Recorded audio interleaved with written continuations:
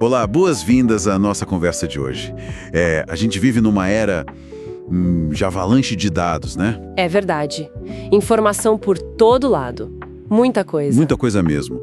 E fica aquela sensação constante, sabe? De que, poxa, a gente devia estar tirando mais proveito disso tudo. Mas como, né? Como fazer isso de forma eficaz? Exato. Como? Parece que estamos a nadar num oceano de números sem, sei lá, um mapa claro. E é justamente para navegar nessas águas que entra o conceito de Business Intelligence, o BI.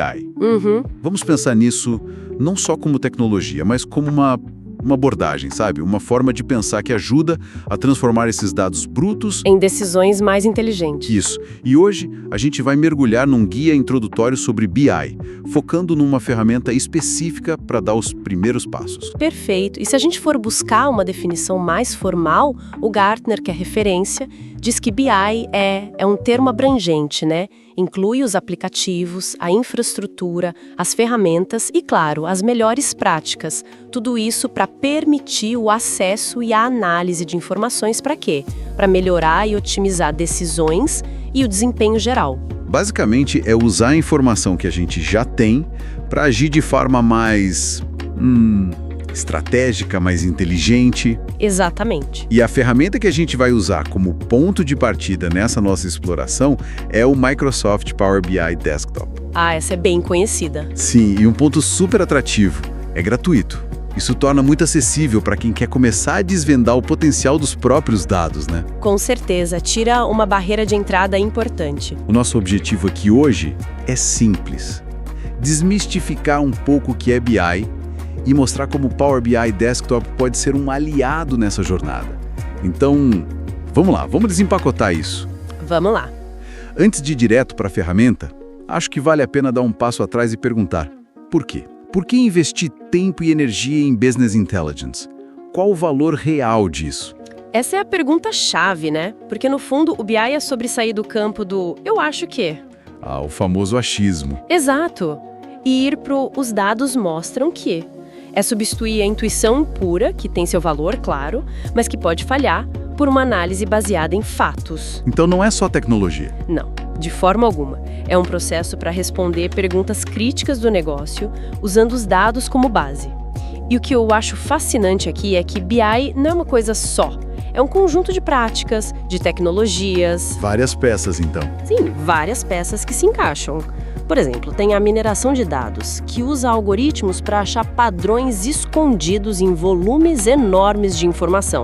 Coisas que a gente não veria a olho nu, sabe? Uhum. Tem a geração de relatórios, que é mais para sumarizar o que já aconteceu.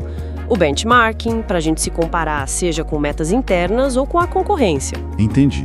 E, claro, a visualização de dados, que é super importante para comunicar as descobertas de forma clara, rápida. Algo que a gente vai focar bastante hoje. Legal. Todas essas peças, quando juntas, ajudam a entender o passado, o presente e, aí sim, tomar melhores decisões para o futuro. Isso conecta muito com aquela ideia de tomar decisões mais informadas, né? Um bom processo de BI pode, sei lá, revelar tendências de mercado que ninguém da equipe tinha visto. Com certeza. Ou identificar gargalos na operação. Pode ajudar a otimizar operações internas ou até antecipar problemas. Lembro daquele exemplo que a gente comentou, da queda de interação numa página de Instagram de uma empresa. Ah, sim! O dado inicial é a queda, mas o BI entra para investigar, né? Tipo, o que está causando isso? Foi o algoritmo que mudou? Ou o conteúdo que não está mais funcionando, o horário da postagem. Exato. Quais as consequências se continuar assim? E o mais importante, o que a gente pode fazer? Mudar o tipo de post, o horário, investir em anúncio? A análise dá a base para essa ação, né? Para não ser um tiro no escuro. Precisamente. E um ponto crucial nisso tudo é a estratégia na coleta de dados. Não adianta sair coletando tudo que existe. Ah, boa. Não é só ter muito dado. Não mesmo. O foco tem que ser no que é relevante para os objetivos específicos. Se o objetivo é aumentar vendas online, aí sim, dados de tráfego do site, taxa de conversão, comportamento do usuário, isso é essencial. Faz sentido. Agora, dados sobre, sei lá, o consumo de café no escritório, provavelmente não vão ajudar muito nesse objetivo específico. Entendi. A relevância é a chave, então, para não se afogar em informação inútil. Exatamente. tem que ser seletivo, senão vira ruído. Perfeito. E é aí que ferramentas como Power BI Desktop entram em cena, imagino. Isso. Como a gente mencionou, é uma aplicação gratuita da Microsoft que se instala localmente no computador. A função principal dela é permitir conectar diversas fontes de dados, depois tratar e transformar esses dados, porque, raramente vêm perfeitos. Quase nunca. Sempre tem alguma coisinha para ajustar. E aí, finalmente, o ponto alto. Visualizar esses dados de forma interativa, compreensível. É ideal para quem quer começar a construir os próprios relatórios, os dashboards. Exato. É uma porta de entrada bem poderosa. E para quem ficou curioso, quer experimentar, como faz para obter o Power BI Desktop? É complicado? Que nada, é bem direto. É só procurar por Power BI Desktop Download ou ir direto no site da Microsoft Power BI. Isso, e tem a opção de instalar pela Microsoft Store, se estiver usando Windows, ou baixar o arquivo de instalação direto. Ah, e dá para escolher o idioma, né? Mencionaram português do Brasil. Sim, português do Brasil está lá disponível. O processo de instalação em si é bem rápido e intuitivo. Aceitar os termos, escolher aonde instalar, padrão. Coisa de minutos, então, e tá pronto para usar. Exatamente. A instalação é a parte fácil. O interessante começa quando a gente abre a aplicação. Imagino. Aquela tela inicial pode assustar um pouco. Talvez um pouquinho no começo, mas na verdade a interface é bem organizada. Gira em torno de 3 vistas principais, que a gente usa o tempo todo. Certo.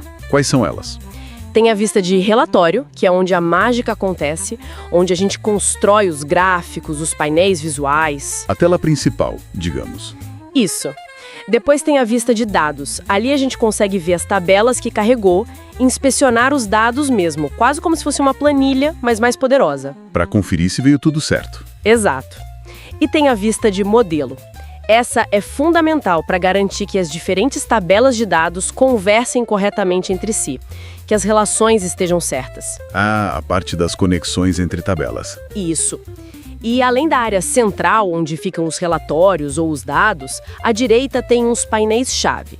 O de filtros, o de visualizações, com todos os tipos de gráficos para escolher, e o de campos, que lista nossas tabelas e colunas de dados. É o nosso centro de comando, então. Pode-se dizer que sim. Beleza, mas o ponto de partida para qualquer análise é ter os dados, né? Como a gente conecta os nossos dados no Power BI? Olha, o Power BI é bem versátil nisso. Clicando lá em obter dados na faixa de opções inicial, abre um leque enorme de possibilidades. Tipo o quê? Há desde arquivos simples como Excel, CSV, até bancos de dados relacionais, tipo SQL Server, Oracle e serviços na nuvem também, Azure, Salesforce. Nossa, bastante coisa. Sim, até fontes da web. Para o nosso exemplo aqui, baseado no material de referência, vamos usar o clássico, um arquivo Excel. O mais comum para começar, talvez. Provavelmente. Aí você seleciona a pasta de trabalho do Excel, acha o arquivo no seu computador e pronto. E se for uma fonte mais segura, tipo um banco de dados da empresa? Aí, claro, vai ser necessário fornecer credenciais de acesso, usuário e senha. Geralmente, o Power BI guia nesse processo também. Entendido. Então, selecionamos o nosso arquivo Excel. O que acontece depois? O Power BI vai analisar o arquivo e mostrar as diferentes planilhas ou tabelas que existem dentro dele. Ah, ele lista as abas do Excel, por exemplo. Exatamente. No exemplo do guia, aparecem as tabelas de vendas, produtos e vendedores. A gente marca as que quer analisar. Seleciona as que interessam. Isso. E clica em carregar. Os dados são importados e aparecem listados ali no painel Campos à direita. E dá para dar aquela espiada na vista dados para confirmar se está tudo lá. Com certeza. É sempre bom dar uma conferida rápida. Parece simples, né? Carregar os dados. Até aqui, sim. Mas aqui entra um passo que, olha, muita gente negligencia e que é absolutamente crítico. A modelagem dos dados lá na vista modelo. A tal vista modelo. Por que ela é tão crítica? Porque o Power BI, na tentativa de ajudar, tenta criar relações entre as tabelas automaticamente. Se ele acha colunas com nomes parecidos, tipo COD na tabela de produtos e COD na tabela de vendedores... Ele pode achar que são a mesma coisa e ligar. Exatamente. O problema é que essa ligação automática pode estar completamente errada. No exemplo, ligar código de produto com código de vendedor não faz sentido nenhum. E qual o impacto disso na análise, se essa relação ficar errada? O impacto é total, é desastroso. Se as relações entre as tabelas estiverem erradas, qualquer análise, qualquer gráfico que a gente fizer depois vai estar fundamentalmente incorreto. Os números vão sair errados. Puxa vida! É como tentar montar um quebra-cabeça com as peças encaixadas nos lugares errados. A imagem final não vai fazer sentido nenhum. Entendi a analogia, faz todo sentido. Por isso é essencial ir lá na vista modelo e verificar essas linhas que ligam as tabelas. Ver se fazem sentido para o negócio. E se tiver uma ligação errada? Simples. Clica nela e aperta Delete. Apaga a relação incorreta. E para criar a correta? Aí a gente cria manualmente. É um processo bem visual de arrastar e soltar. Por exemplo, você clica na coluna de código do produto, lá na tabela Produtos, segura e arrasta até a coluna correspondente na tabela Vendas, que talvez se chame Produto ou Código Produto. Assim, um único produto, pode aparecer em muitas vendas, muitos. Um único vendedor, pode realizar muitas vendas, muitos. O Power BI até mostra um e um asterisco, que significa muitos, na linha da relação. Entendi. Para muitos. É o padrão mais comum. É muito comum em modelos de dados transacionais como esse de vendas. Garantir que esse modelo esteja correto, com as relações certas, é a fundação de toda a análise.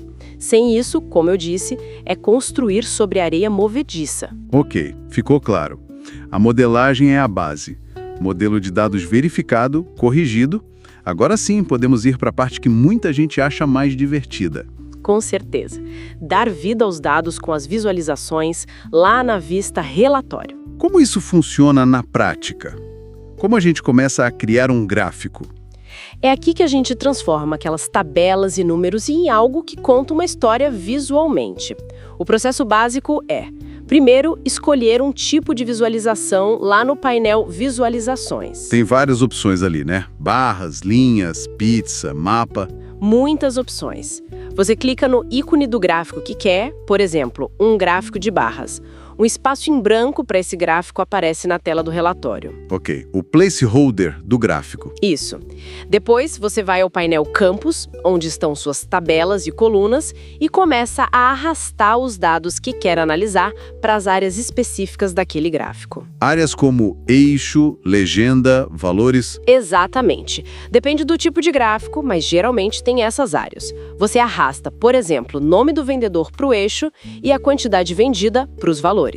O Power BI faz a mágica de agregar e mostrar os dados no gráfico. Parece bem interativo, mas a escolha do gráfico, imagino que não seja só uma questão de qual parece mais bonito, né? De forma alguma. É uma decisão super estratégica. Cada tipo de gráfico tem seus pontos fortes e fracos para mostrar diferentes tipos de informação. Tem que pensar no que quer mostrar. Exatamente. Como dizia o Steven Few, um especialista em visualização de dados, um bom dashboard deve ser uma apresentação visual das informações mais importantes, consolidadas, numa única tela. A clareza e a adequação do gráfico ao propósito da análise são cruciais. Um gráfico errado pode até enganar. Pode esconder a verdade ou até induzir a uma interpretação errada, com certeza. Vamos a exemplos práticos então, baseados no material.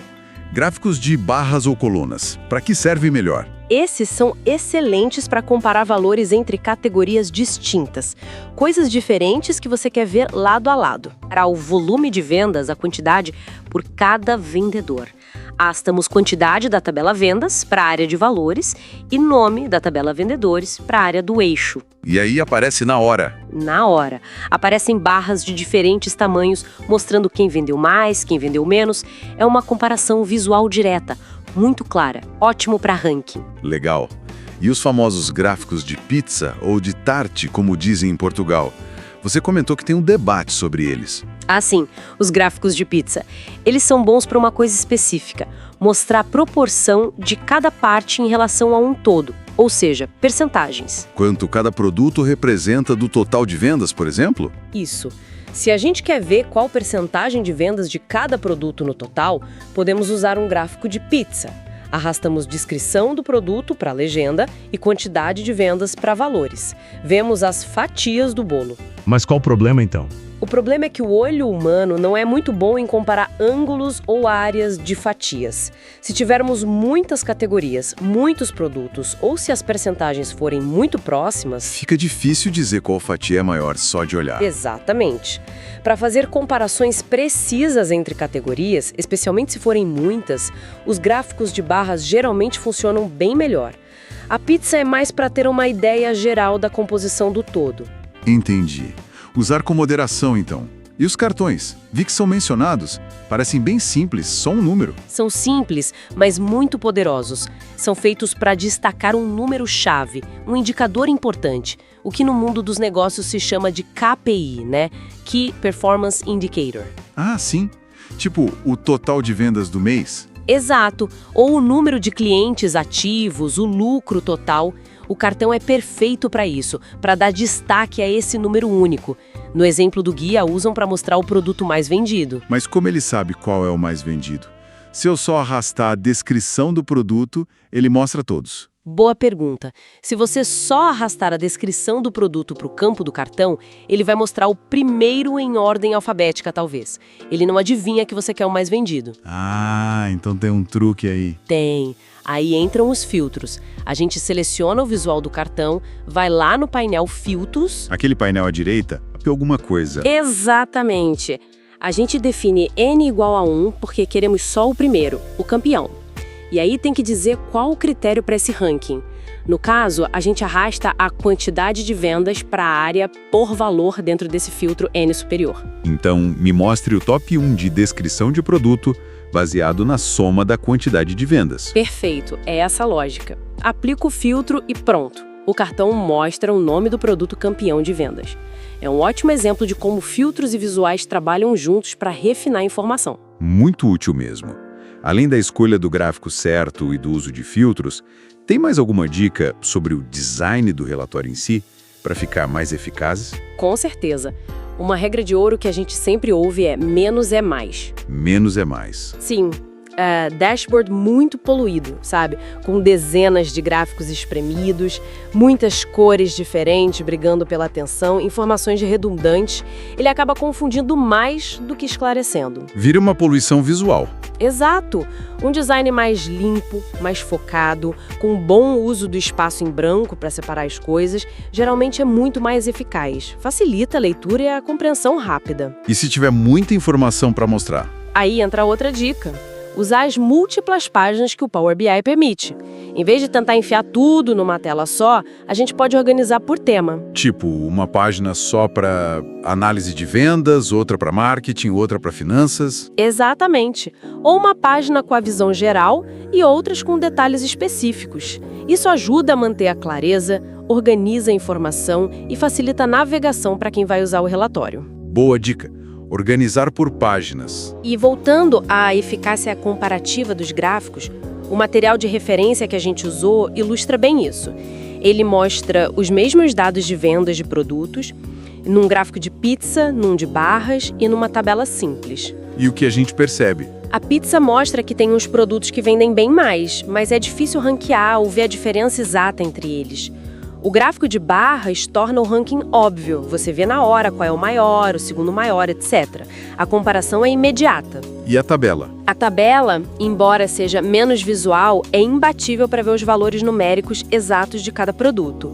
Se você precisa saber exatamente quantas unidades foram vendidas de cada um, a tabela é a melhor opção. Então cada um tem sua força. Exato. E isso levanta uma questão importante. A forma como a gente visualiza os dados molda a nossa interpretação, a nossa percepção da realidade que eles representam. A escolha da visualização impacta a conclusão? Olha, pode impactar, sim. Por isso, a pergunta a se fazer sempre é: qual a mensagem principal que eu quero passar com este gráfico? Qual pergunta ele deve responder? Qual decisão ele deve suportar? Pensar no objetivo é a chave. Essa reflexão sobre o propósito da visualização parece mesmo fundamental. Então, depois dessa nossa exploração toda, o que a gente pode concluir? O que tudo isso significa na prática? Olha, significa que, apesar da complexidade e do volume crescente de dados que nos cercam hoje em dia, Aquela avalanche que a gente falou no início? exato, apesar disso, existem métodos como o Business Intelligence e existem ferramentas surpreendentemente acessíveis, como o Power BI Desktop, que nos oferecem um caminho estruturado, Um caminho para sair do caos de dados? um caminho para transformar esse caos em clareza. O processo de conectar as fontes, modelar os dados corretamente, aquele passo crítico que não pode ser pulado, A fundação. a fundação. E depois, escolher as visualizações certas, de forma inteligente. Tudo isso permite transformar o que eram apenas números soltos numa fonte de insights valiosos. Insights que levam a ações melhores. Exatamente, insights que podem, de fato, levar a decisões mais rápidas, mais bem informadas e, consequentemente, com maior probabilidade de sucesso. No fundo, é capacitar a tomada de decisão com evidências, né? Sair um pouco da escuridão dos dados brutos para a clareza da informação trabalhada. Perfeitamente colocado, é isso mesmo. E para finalizar, eu deixaria uma provocação, uma reflexão para quem nos ouve. Manda lá. A gente viu como aplicar tudo isso a dados de vendas de uma empresa que é um exemplo clássico. Mas que padrões ou oportunidades inesperadas poderiam surgir se a gente usasse essa mesma abordagem de análise e visualização nos dados do nosso próprio dia a dia? Dados do dia a dia. Como assim? Podem ser dados profissionais, claro, mas por que não dados pessoais? Nossas finanças pessoais, por exemplo, nossos hábitos de saúde, monitoramento de exercícios, o tempo que a gente dedica a diferentes projetos ou atividades. Aplicar BI na vida pessoal. Por que não? Talvez existam insights interessantes escondidos ali mesmo, nos nossos próprios dados, só esperando para serem descobertos com um olhar um pouco mais analítico, um pouco mais visual. Fica o convite à experimentação individual. Interessante. Usar essas ferramentas para autoconhecimento baseado em dados. Uma ótima reflexão para terminar.